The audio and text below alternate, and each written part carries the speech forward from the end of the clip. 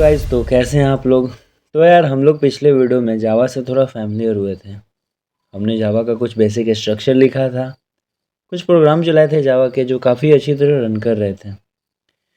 तो यार हम आज इस वीडियो में जावा पर बातचीत को थोड़ा और आगे बढ़ाएंगे और हमने जो प्रोग्राम लिखा था जावा का उसको समझेंगे। उसमें क्लासेस क्या थी, फंक्शंस क्या थे। तो चलिए देखते हैं इसे। तो इसमें आप देख सकते हो ये पैकेज बीटेक वाला लिखा है। तो ये पैकेज क्या करता है, ये पैकेज फंक्शन और क्लासेस को ग्रुप करता है। अब ये फंक्शन और क्लासेस क्या है, देखो हमारे जावा के प्रोग्राम में एक मेन फंक्शन होता है जिसके बिना जावा रन ही नहीं करती है। तो भैया फंक्शन होता क्या है, वही तो हमें जानना है। तो चलिए देखते हैं। तो हमारे जावा के प्रोग्राम में एक होता है फंक्शन और हमारे जावा में एक होती है क्लासेस। तो क्लासेस को आप कुछ ऐसा समझो कि ये आपकी क्लास है। तो यार आपकी क्लास में अलग अलग सब्जेक्ट के अलग अलग फैकल्टीज़ होंगे। मैथ के फैकल्टी होंगे, इंग्लिश के फैकल्टी होंगी, हिंदी के फैकल्टी होगी। एग्जाम्पल के लिए मान लो आप ये 1 मिनट के लिए। तो यार हम ये फैकल्टीज़ को फंक्शन की तरह ट्रीट करेंगे। तो मैथ का फैकल्टी सिर्फ मैथ ही पढ़ाता है, हिंदी का फैकल्टी हिंदी पढ़ाता है, इंग्लिश का फैकल्टी इंग्लिश पढ़ाता है। अगर आप मैथ के फैकल्टी को बोलोगे आप हिस्ट्री पढ़ा दो तो वो तो यही बोलेगा ना कि भैया मैं हिस्ट्री कैसे पढ़ा दूँ, मुझे तो मैथ आती है, मैं मैथ पढ़ाता हूँ। आप मुझे हिस्ट्री पढ़ाने को बोल रहे हैं, ये मैं कैसे पढ़ा सकता हूँ। वैसे ही हम लोग किसी पर्टिकुलर फंक्शन को एक पर्टिकुलर टास्क दे देते हैं। वो फंक्शन बेसिकली क्या होता है, फंक्शन के अंदर हम लोग कुछ ग्रुप ऑफ कोड को रैप करके स्टोर कर देते हैं।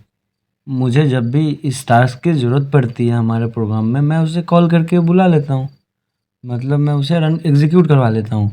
मान लो आप कोई प्रोजेक्ट बना रहे हो और उसमें आप लंबे लंबे कोड बार बार आपको लिखना पड़ रहा है, तो आप बार बार उसे लिखने की जगह आप उसका एक फंक्शन बना दोगे और जब उस टास्क को आपको ज़रूरत पड़ेगी तो आप उसे कॉल करके यूज़ कर सकते हो। फंक्शन का काम बेसिकली यही होता है। फंक्शन के अंदर हम कुछ कोड लिख देते हैं। मान लो आपको अलग अलग जगह पे आपको 2 नंबर का एडिशन का ज़रूरत पड़ रहा है, तो आप उसको करने के लिए आप बार बार उस लाइन को 10 लाइन की कोड नहीं लिखोगे। आप उसे एक बार लिख दोगे कहीं पे फंक्शन के अंदर और उसे आप स्टोर कर दोगे क्लासेस में, और आपको जब ज़रूरत पड़ेगी उसकी तो आप उसको कॉल कर लोगे। फंक्शन आपको कहता है do not repeat your self. मतलब आपको एक ही कोड बार बार अलग अलग लिखने की ज़रूरत नहीं है। आप उसे एक बार लिख दो और मेरे अंदर आप उसको स्टोर कर दो। आपको जब ज़रूरत पड़ेगी तो आप मुझे बुला लेना, मैं वहाँ पे आके आपकी हेल्प कर दूँगा। चलो ठीक है, इतना बात समझ आती है। तो सिंपल वर्ड में बोलूँ तो बेसिकली फंक्शन के अंदर हम कुछ कोड लिखते हैं कुछ टास्क को करने के लिए। जब मुझे ज़रूरत पड़ती है उस टास्क की तो उसे मैं ज़रूरत पड़ने पे कॉल कर लूँगा। बस फंक्शन का काम मेरा इतना ही है। अब भैया ये स्टैटिक क्या है, देखो आपको क्लास का ऑब्जेक्ट बनाना पड़ता है, लेकिन इस केस में हम लोगों ने फंक्शन नहीं बनाया था।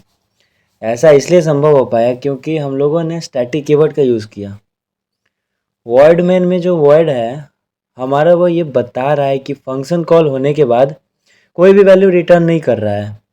मान लो मेरा एक दोस्त रोहित है, रोहित को मैंने बाज़ार से कुछ सामान लाने को बोला, वो गया बाज़ार और वो उस चीज़ को लेकर आता है।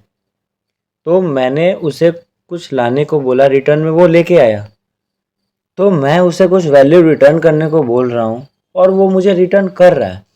लेकिन मैंने बोला रोहित ये ले कुछ पैसे और बाज़ार जाकर कुछ खा ले, तो मैंने उसे रिटर्न में कुछ एक्सपेक्ट नहीं किया, कुछ नहीं मांगा उससे, तो ये रिटर्न में मुझे वर्ड वर्ड देगा, वर्ड रिटर्न करेगा। तो यार फंक्शन रिटर्न में किस टाइप की वैल्यू, कौन सी वैल्यू रिटर्न कर रहा है ये आएगा। मान लो मुझे इंटीजर रिटर्न करवानी है तो मैं यहाँ पे इंट लिख दूंगा वॉइड की जगह। मुझे स्ट्रिंग रिटर्न करवानी है तो स्ट्रिंग लिख दूंगा, और मुझे कुछ नहीं रिटर्न करवानी है तो मैं वॉइड का यूज़ कर लूँगा। जब आप जावा का प्रोग्राम लिख रहे हो तो वो मेन फंक्शन से ही स्टार्ट होता है। फिर ये पब्लिक जो है यह एक्सेस मॉडिफायर है। पब्लिक का मतलब यहाँ पर यह है कि जो ये आपकी क्लास का मेथड है इसको कहीं से भी एक्सेस किया जा सकता है इस पूरे प्रोग्राम में।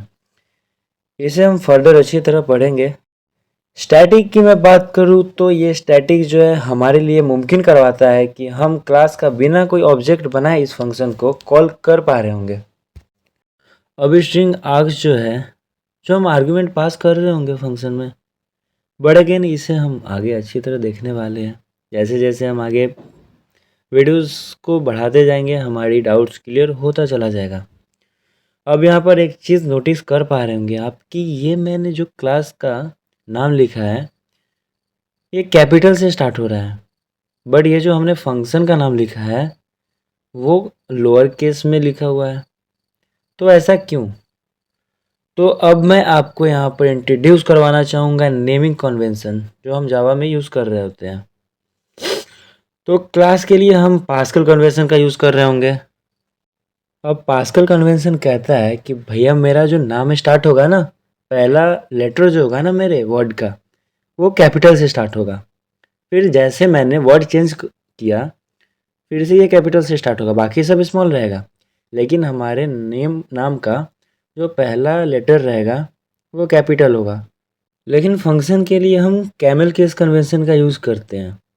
कैमल केस कन्वेंशन कुछ ऐसा होता है कि इसका फर्स्ट लेटर लोअर केस में होता है, फिर बाकी जो वर्ड चेंज करेंगे हम वो सब पास्कल कन्वेंशन की तरह पहला लेटर उसका अपर केस में होगा और बाकी सब फिर लोअर केस में होगा। फिर जैसे वर्ड चेंज करेंगे फिर से वो अपर केस में जाएगा, फिर बाकी सब लोअर केस में रहेगा।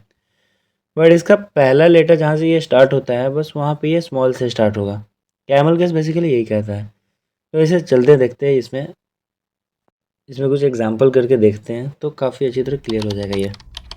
मान लो मुझे लिखना है माय नेम इज़ रिसु, तो मैं इसे पास्कल कन्वेंशन में कैसे लिख सकता हूँ? माई का जो मैं पहला लेटर जो है एम, इसको मैं कैपिटल रखूँगा, फिर वाई को स्मॉल कर दूँगा।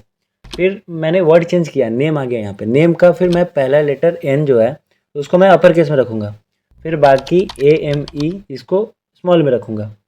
फिर नेम इज़ फिर मैंने वर्ड चेंज किया ना, तो आई को मैं कैपिटल रखूँगा, एस को मैं स्मॉल रखूँगा। फिर रिसु आर कैपिटल, बाकी सब स्मॉल, RISHU। तो ये जो है ये मैंने पास्कल कन्वेंशन में इसको चेंज कर दिया। अब मैं इसी को कैमल केस में कैसे कर सकता हूँ? तो माई का जो एम है इसको मैं स्मॉल रखूँगा, बाकी सब पास्कल कन्वेंशन के जैसे ऊपर में जैसे मैंने लिखा है बाकी सब वैसे ही सेम रहेगा। तो इसे मैं लिख दिया कैमल केस में। इसको मैं अच्छी तरह लिख देता हूँ ताकि आप इसे बाद में रेफर कर सकें जब मैं आपको इसको आपके साथ शेयर करूँगा। तो आप इसे यहाँ पे देख के आपको ये चीज़ याद आ जाए कि ये कौन सा पास्कल कन्वेंशन है, कौन सा नेमिंग कन्वेंशन, ये कैमल केस कन्वेंशन है, सॉरी। तो मैं यहाँ पे कमेंट कर देता हूँ इस चीज़ को। अब देखो ऐसा भी नहीं है कि अगर आप इन सब रूल्स को फॉलो नहीं करते हो तो आपका प्रोग्राम नहीं चलेगा। ये बिल्कुल सही तरीके से चलेगा जैसे आपका पहले चल रहा था।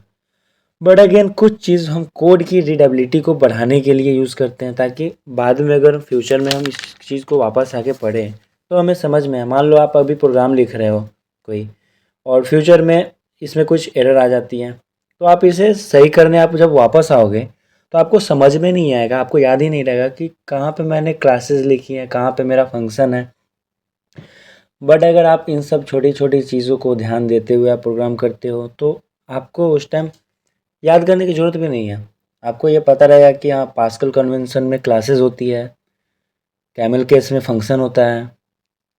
तो आप जब देखोगे कि मैंने इसे पास्कल कन्वेंशन में लिखा है तो आपको समझ में आ जाएगा कि ये मेरा क्लास है, कैमल केस में लिखा है तो ये मेरा फंक्शन होगा।